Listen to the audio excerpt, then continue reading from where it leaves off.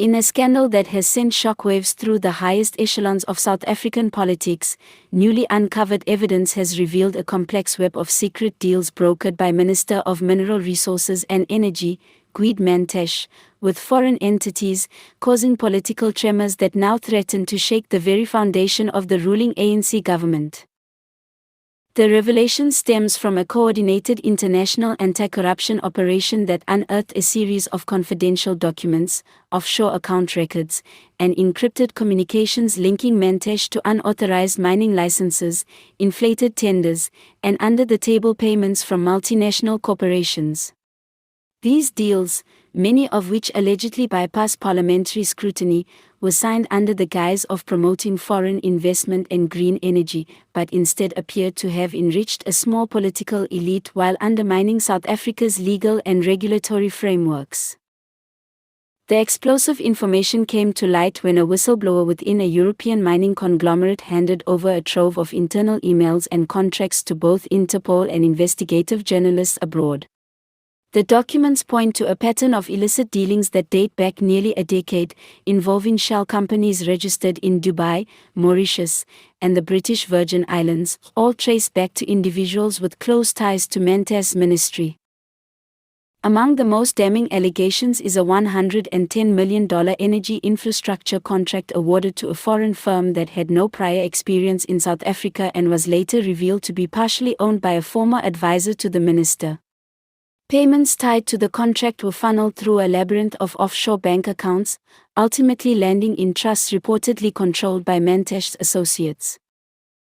The international community has reacted with alarm. Several governments have launched independent probes into their nationals' involvement in these deals, and the European Union is now pushing for formal sanctions against any South African officials found to be complicit. The World Bank and IMF have reportedly put South Africa's upcoming funding negotiations under review, citing concerns about systemic corruption in key ministries. At home, the political fallout has been swift and fierce.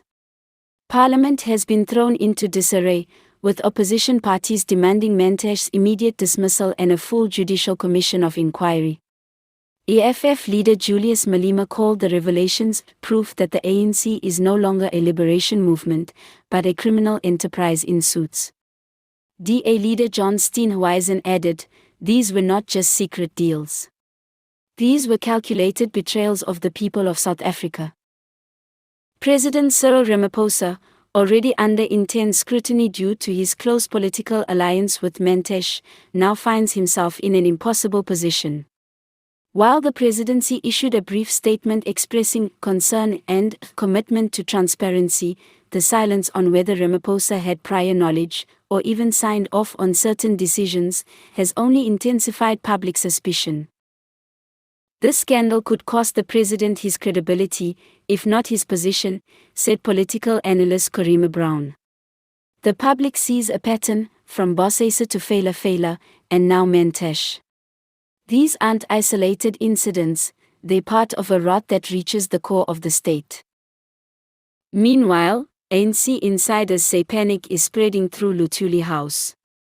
Emergency National Executive Committee (NEC) meetings have been called behind closed doors, with some factions demanding Mantashe be suspended immediately to save face, while others fear that a suspension could trigger a wider exposé of other implicated officials. As one senior party member confessed anonymously, if Mantashe goes down, he won't go alone. Across the country, public anger is boiling over. Civil society groups have begun mobilizing for nationwide protests under the banner "Expose the Elite."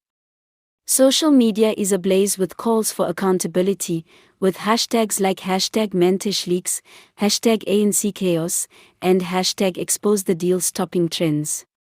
Citizens are demanding not just resignations, but arrests.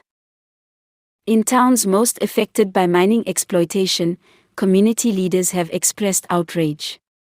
While our land is polluted and our people are poor, the ministers were signing million-dollar deals with foreign companies in luxury boardrooms, said a community activist from Mpumalanga. They sold our future. As the investigation deepens and pressure mounts on the government, One thing is clear, this is not just a scandal. It is a reckoning. A reckoning for a ruling party that once stood for liberation but now stands accused of betraying its people behind closed doors, in foreign boardrooms, and through secret deals that may have finally come to light.